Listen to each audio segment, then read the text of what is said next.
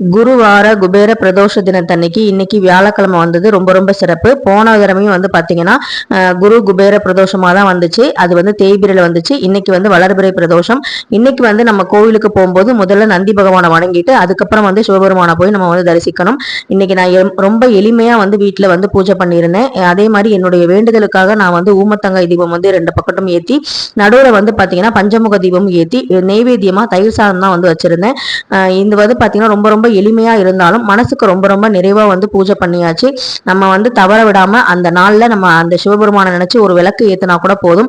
பெருசா எதுவும் பண்ணாட்டியும் அபிஷேகம் ஆராதனை கூட பண்ணாட்டியும் சின்னதா ஒரு விளக்கு ஏத்தி வச்சு ஓம் நம சிவாயாங்கிற மந்திரத்தை சொன்னாலே போதும், நமக்கு சிவபெருமானோட அருள் வந்து பரிபூர்ணமா கிடைக்கும். இன்னைக்கு கொஞ்சம் உடம்பு வந்து முடியாதனால நான் வந்து ரொம்ப எளிமையா வந்து பூஜை பண்ணிட்டேன்.